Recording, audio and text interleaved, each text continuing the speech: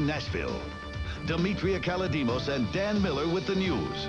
Rudy Kalis sports. And Bill Hall's weather. Next on Impact 4, a night owl in tennis shoes. 54 years old. Some people think this man is crazy. You might think so too. But this running man could care less. I'm Andy Pearson. You'll meet one of Nashville's fixtures in the middle of the night. Coming up next in Impact 4.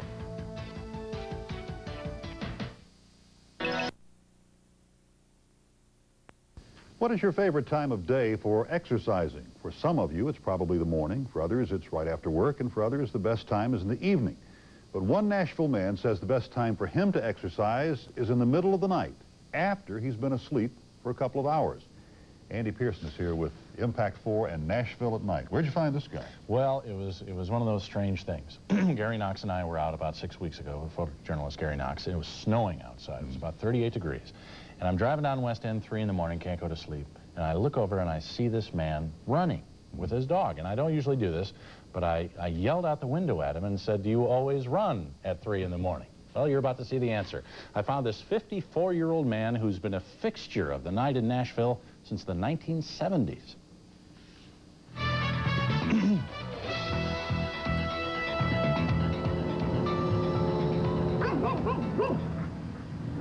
It's a time when the city neither stops nor goes, only flashes yellow. When the wind blows coldest. When sounds that would be buried in daylight come alive over the nighttime stillness. A time of day most men and beast would not claim as their own, except for a select few. Hey, 2 o'clock until 4 o'clock, that's my time.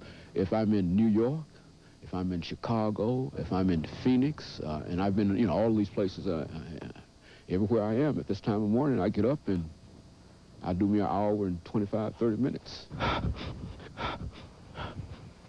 Move on, dog. I've been running since about 1976. And I love to run at night because I'm the only one out here. I know nobody by name, but I know every truck and all the homeless folks and folks I yell at and wave at and folks who are watching out for me, police, the garbage folks, the news people, everybody. He's a fixture to people who work the night shift, as reliable as time itself. No, they see me, but they really don't know who I am. Every now and then, I'll talk to one person or something, but 90% of them don't know who I am, have no idea. They only know they see me out here almost every morning, about the same time. He's the running man. His name is James Haney, Dr. James Haney, a professor of history at Tennessee State University. His weekly routine has been the same for 20 years. Move on, dog. I'm 54 years old. Feel like I'm 19. That's enough for me. I go to bed at 10, get up at 2, go back at 4, 15, and back up at 6. You heard right. At about 2 in the morning, when most of us are snuggled up tight, James Haney and his dog Sandy get up from a sound sleep and run their route of 9.78 miles. He does it because he was once told this would be impossible. Back in 1975, my grandfather accidentally shot me in the leg with a .38 caliber pistol. Excuse me. And I was told that I would never be able to walk again unless I started to use the leg. And of course, as soon as I got out of the hospital, I started running around the yard here. And after a week of that in the yard, went down to the local high school. And after about 6 years of that, I decided to go downtown. You won't see him wearing headphones or taking his pulse. His shoes don't pump up. James Haney just runs. Down West End, past Vanderbilt. Morning. Up and down the deserted streets of downtown Nashville. To the banks of the Cumberland River. Down to First. It's 9 7/8 of a mile down to the foot, all the way greeting and waving to people he's seen for nearly a third of his life. Man. How you doing this morning? Good, you? All right. James Haney does this 5 days a week. Same time, same route, same distance. I can't see any disadvantages in this at all. And this is what I do, and I love it. I'm not doing this with people. And if they think I'm crazy, well, I can appreciate that. I just believe in the human personality, and I believe that we can do anything that we want to do once we make up our minds to do it.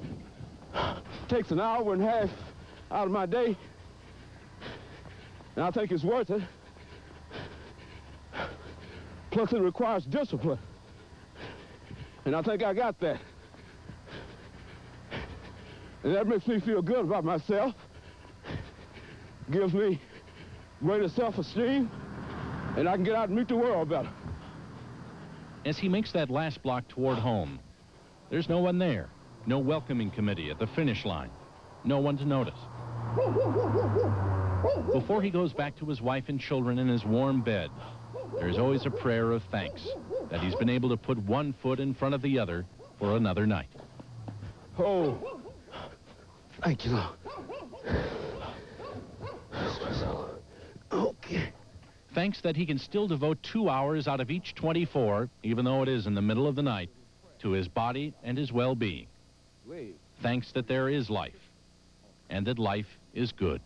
Very few people that I grew up with are alive today, you see, and many of them have died of heart attacks and strokes and violence and whatnot, but Dr. Haney keeps pushing on. And I tell folks that I'm going to be around here a long, long time. I'm going to be around here at least 100 plus. You know, I mean, that's what I'm looking for, you know. In fact, Dr. Haney says he plans to live to be 120. Very Willard Scott. Now, does the doctor ever have problems out there? Anybody ever attack him or try to rob him or anything? Never. In 20 years. Really? Never had a problem. In all those cities, too. But he says the biggest threat is the cars, you know, coming out from the clubs late at night, so he doesn't run on Saturday. Yeah. Very impressive. I'm amazed. He goes to bed, wakes up, and does this. Yeah, and he's refreshed. That's amazing. Goes back to bed. Demetria. Ahead on the scene at 6, they don't call